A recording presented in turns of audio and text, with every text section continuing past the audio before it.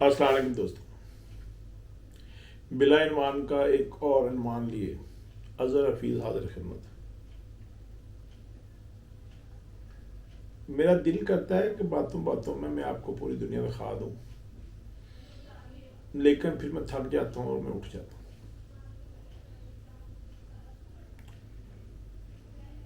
अगस्त का महीना था। लालक जान शहीद पे हमने फोटोमेंट्री करनी थी। फोटोमेंट्री वो होती है जो तस्वीरों के ऊपर बेस करती है और उसकी मदद से वीडियो बनाई जाती है। मुझे इसके लिए चूज़ किया गया पाकिस्तान टेलीविज़न की तरफ से, और मैं और ISPR के लोग और हमारे साथी हम मिलकर इस काम को करने चल पड़े, जिसमें मेकअप आर्टिस्ट शाहजहां साहब थे, प्रोड्यूसर फरूक राजा साहब थे, जिसमें कैमरामैन यासीन साहब थे, और दिलदार खान जो था उसने एज ए लालक जान का किरदार अदा करना था। इस तरह हम कुछ लोगों के साथ सियाचिन के लिए रवाना हुए। सुबह हम एयरपोर्ट पहुँचे 5 साढ़े 5 बजे। अल्लाह से दुआ की कि अगर बाई एयर चलेगा तो वो नज़ारे नहीं हो सकेंगे जो बाई रोड होंगे। तो जब सुबह पहुँचे तो बारिश बहुत तेज़ थी, तो पता चला जहाज़ की फ़्लाइट मिस हो गई है, लेकिन वहाँ जाना भी ज़रूरी था। तो हम जनाब बाई रोड गाड़ी मंगवाई गई और हम वहाँ से चल पड़े सियाचिन के लिए। बाई रोड हम इस्लामाबाद से बरास्ता मानसरा मोटरवे से होती नहीं थी। 2007 की शायद बात है, और हम जनाब गिलगित पहुंच गया कोई 20-22 घंटे का सफ़र करके। थका देने वाला सफ़र था और गलत फैसला था कि हमें बाई रोड जाना चाहिए। हमें वहाँ पे बाई एयर ही जाना चाहिए था, क्योंकि मानसरा गुजरने के बाद हमें पहाड़ों पर दरख्त नज़र आना बंद हो गए। अब हर तरफ या तो जले हुए पहाड़ थे और या कुछ न था, और वहाँ से हम गिलगित पहुँच गए। गिलगित पहुँच कर हमने सियाचिन जो गेस्ट हाउस था उसमें हमारा क़याम था। उस वक्त के जो कोर कमांडर थे हम उनके मेहमान थे, और अगले दिन हम उसकी पहली शूटिंग करने के लिए बूंजी चले गए। बूंजी जाकर हमने, जहाँ लालक जान जो है मैस हवालदार के तौर पे काम करते थे, उसको शूट किया। जो लकड़ी का बना हुआ एक मैस था जिसके अंदर मारखोर के सीढ़ियाँ भी लगी हुई थी। बहुत खूबसूरत जगह थी, और उसका जो ब्रिज था स्पेशल जिसके ऊपर से गाड़ी गुजर के मैं वहाँ लेकर गई, वो भी था। ये NLI नॉर्दर्न लैंड इन्फेंट्री उसका ऑफिस था, जहाँ पर उनकी ट्रेनिंग वाला सारा कुछ होता है। वहाँ पे हमने एक दिन गुजारा। उसके बाद हम वापस आए। फिर हम एक ऐसे जगह गए जहाँ पे ट्रेनिंग कैंप लगना था, और वहाँ पे ट्रेनिंग कैंप लगा जिसमें लालक जान जो था उसको भर्ती होते हुए दिखाया गया। फिर अगले दिन हम जो है गिलगित से आगे यासीन, जहाँ वो उसका गांव था और उसका लालक जान साहब का, निशान हैदर साहब का मकबरा है, वहाँ हम चले गए। वहाँ पे रिकॉर्डिंग थी। फिर उनकी जो स्टेप मदर हैं, उनके फादर हैं, उनके इंटरव्यूज़ थे। सारा कुछ हम करते करते आखिर पता चला कि जी अब हम बाई एयर जो है हेलीकॉप्टर से MI-17 के ज़रिए हम जाएंगे स्कर्दू। जब स्कर्दू पहुँचे तो वहाँ पर पता चला कि ऊपर का मौसम साजगार नहीं है, और हम उस मौसम को साजगार होने का इंतज़ार करने लगे। और हम वहाँ से कुछ दिन हमने इंतज़ार किया। इस दौरान में हमने शंग्रीला गए, हम आरिफ साहब से भी मिले, और उसके अलावा उनका शंग्रीला सारा देखा, उसकी फ़ोटोग्राफी की, उनके साथ चाय भी पी। शंग्रीला से वापस आकर हम वापस आए तो मैं पता चला कि कल सुबह जो है वो हेलीकॉप्टर जा रहा है और हमने रेडी रहना है। हम सुबह रेडी होकर एयरबेस पहुँचे। वहाँ से हम स्कर्दू एयरपोर्ट से हेलीकॉप्टर के बरास्ता हम जो पहला इसका बेस कैंप था वहाँ पे हमें उसने छोड़ा। उसके बाद हमारे लिए गोमा शायद उस जगह का नाम था, वहाँ से हमने हर बंदे इंडिविजुअल ने, एक पायलट, 2 पायलट और उनके साथ एक सवारी ने ऊपर जाना था सियाचिन का जो बेस कैंप था। मुश्किल सफ़र था। हेलीकॉप्टर को ऐसे सीन जगह साइड पर जाना पड़ता है, अगर 2 लोग बैठे हैं तो ये हेलीकॉप्टर जो है ऊपर की तरफ नहीं उठता।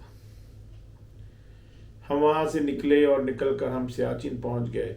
अब सियाचिन पर हमने जो ज़िंदगी थी वो बहुत मुख्तलिफ थी। हमने पहले ऐसी ज़िंदगी नहीं देखी। लोगों की दाढ़ियाँ बढ़ी हुई हैं, बाल बढ़े हुए हैं, बेसिक ज़रूरियात नहीं हैं, पीने के लिए पानी इस्तेमाल नहीं हो सकता क्योंकि सर्दी इतनी ज़्यादा -30-40 टेम्परेचर था कि आप अगर पानी पिएंगे तो लंग्स में पानी जमेगा और डेथ हो जाएगी। फिर क्या किया जाए? तो उन्होंने बताया कि हम एक जो एनर्जेल का डब्बा होता है, एनर्जेल के अंदर एक खसूसियत है, जमता नहीं है। हम एनर्जेल का एक डब्बा पूरा 1.5 लीटर की बोतल में डालते हैं, उसके अंदर थोड़ा सा क्वार्टर 20 लीटर भी नहीं पानी डालते हैं, उसको मिक्स करते हैं, वो जो एक गहरा सा महलूल बनता है उस महलूल को हम सिप करते हैं जिससे हमारी प्यास बुझती है। हैरानकुन बात थी। लेकिन जब आप उधर जो कैंपिंग है उनकी जो साइड उसके अंदर चले जाते हैं तो वो क्या है, वहाँ पे चूल्हे वाला जल रहे होते हैं, वहाँ पे आपको गर्म पानी पीने के लिए मिल जाता है, टेम्परेचर भी नॉर्मल होता है। उसके बाद हमने फोटोग्राफी के लिए लाला जान को शहीद होते दिखाना था, उसको गोलियाँ लगती दिखानी थी। उसके लिए हम उस कैंप से इग्लू से उतर कर हम नीचे आ गए और हमने आकर वहाँ पे ग्लेशियर पे जो है वॉक शुरू की और फोटोग्राफी शुरू कर दी। हमें ये बताया गया था कि जब आपको वॉमिट महसूस हो तो आपने क्या करना है कि आपने फ़ौरन में जैसा बताना है ताकि आपको ऑक्सीजन सप्लाई की जा सके। थोड़ी देर बाद ही मैं दौड़ कर मैंने एक स्टेप किया और मैं तस्वीर लेना चाह रहा था लाला जान के शहीद होते हुए दूसरी एंगल से, तो मेरा सांस उखड़ना शुरू हो गया और मैंने उनसे आवाज़ दी तो उन्होंने मुझे फ़ौरन ऑक्सीजन सिलेंडर पर शिफ्ट कर दिया। अब ऑक्सीजन जो सिलेंडर था वो मेरे साथ एक फ़ौजी भाई ने उठाया हुआ था और मैंने तकरीबन 1.5-2 घंटे फिर भी फोटोग्राफी की क्योंकि मैं डीट आदमी हूँ। उन्होंने मुझे कहा जी आपकी डेथ हो सकती है। मैं कहा जी कोई मसला नहीं। इस तरह की सूरत हाल मैं रोज़ाना की बुनियाद पर देखता हूँ। वहाँ से हम निकले और निकल कर फिर हम वापस आए, लेकिन जब हम वहाँ गए तो मैंने जॉगर्स नए लिए थे यहाँ से जो सबसे अच्छी क्वालिटी मिलते थे। जब सयाजीत पे जब मैंने पाँव रखा तो थोड़ी देर बाद ही जो सोल था वो बर्फ़ से चिपक गया था और जो उसको ऊपर वाला था वो मेरे पाँव के साथ लगा हुआ था। तो मुझे वहीं रोका गया और मुझे फिर फौजी बूट पहनाए गए। वो बूट मैंने पहने जो उस सियाचिन के लिए स्पेशली होते हैं। उस वक्त 2007 में वो 7,000 या 8,000 रुपये के आते थे। अब तो वो डेफिनेटली लाखों रुपए में होंगे। हम जनाब वो पहन के फिर हम काम करते रहे।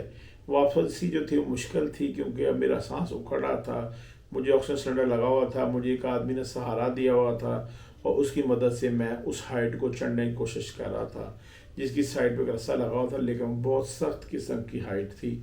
उसे चढ़ के जब मैं ऊपर आया तो मुझे आकर उन्होंने वहाँ पर चाय वगैरह का इंतज़ाम था, अच्छी चाय का, हमने वो चाय वगैरह पी। तो मैंने पहली दफ़ा सियाचिन को देखा। उसके बाद उन्होंने मुझे बताया कि आप जब ज़मीन पर जाएंगे तो आपने एक तो कैब अपनी उधर जाकर उतारनी कर दूँ, हेलीकॉप्टर में बैठ के मत उतारिएगा, आप ठंडक गर्म हो जाएंगे जिससे आपको नुकसान हो सकता है। दूसरी बात, आप जब स्कद्दू पहुँचेंगे तो आपको बुखार हो जाएगा तेज़। आपने करना यह है कि पैंडल खाने और आराम करना है। ये ना हो कि आप वहाँ से कुछ बाज़ार ख़रीदने की चीज़ें के अखरोट बादाम ले जाएं, तो ये काम आपने नहीं करना।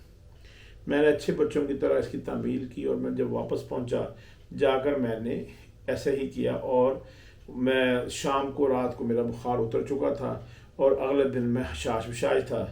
अगले दिन हम जो है हमें सफ़र करने का मौका मिला।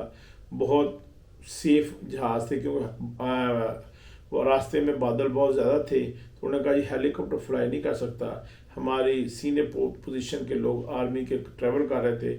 साइटेशन 2 जहाज़ थे, एक में वो लोग ट्रैवल कर रहे थे और एक में हम लोगों को सवार कर दिया गया।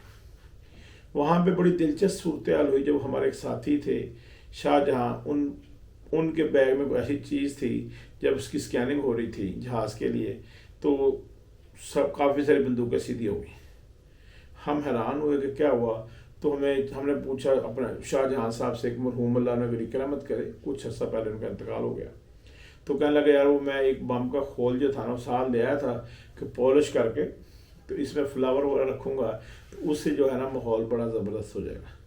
लेकिन वो ख्वाब उनका ख्वाब ही रहा। उन्होंने वो शेल वहाँ से निकाल लिया। तो उन्होंने बताया कि जो यूज़ शुदा शेल होता है इसके भी ब्लास्ट करने के चांसेस होते हैं कि ख़ास हाइट पर जाकर ख़ास टेम्परेचर पर ही ब्लास्ट कर जाए। तो लेकिन उन्होंने हमारी इनोसेंस को अंडरस्टैंड किया। हम उस जहाज़ में बैठ के दोबारा से गिलगित आ गए और गिलगित में अच्छा इस सारे दौरान में 2-3 चीज़ें हमारे लिए नई थी। एक तो हमारे साथ जो यासीन थे, यासीन बड़ा पका मुंह बनाकर झूठ बोलते थे और ऐसा बोलते थे कि देखने वाले हैरान रह जाए।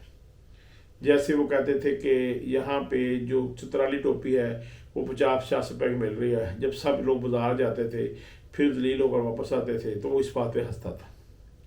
फिर जैसे वो और बहुत सारे उनके करतूत थे जो हम देखते थे।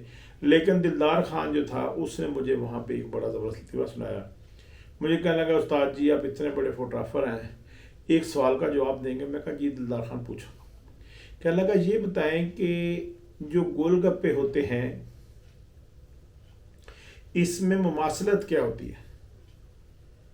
मैंने कहा दिलदार खान सारे गोल होते हैं। कहता नहीं सर और सोचें। अब हम वैन में 15-16 लोग थे, सारों ने बहुत सोचा, लेकिन उसके बाद जो उसका जवाब था वो बहुत कमाल था। उसने कहा सर ये सारे के सारे पंक्चर होते हैं, आप जिसमें भी खट्टा डालेंगे या मीठा डालेंगे वो लीक ही होगा। तो ये एक अच्छी बात थी इस सारे सफ़र में। वहाँ पे हमने कुछ चीज़ों को ख़रीदी गिलगित से, जिसके बाद हमें शर्मिंदगी इसलिए उठानी पड़ी कि हमें आकर पता चला कि जनाब जो सारी गिलगित में चीज़ें हैं वो रावलपिंडी इस्लामाबाद की मार्केट से जाती हैं और हम माशाल्लाह वहाँ से ख़रीद के वापस इस्लामाबाद ले आए। तो इस तरह तो होता है इस तरह के कामों में। मेरे साथ रहिए, मैं आपको दिखाऊंगा पाकिस्तान की और जगह भी। लाइक कीजिए, सब्सक्राइब कीजिए। अस्सलाम वालेकुम।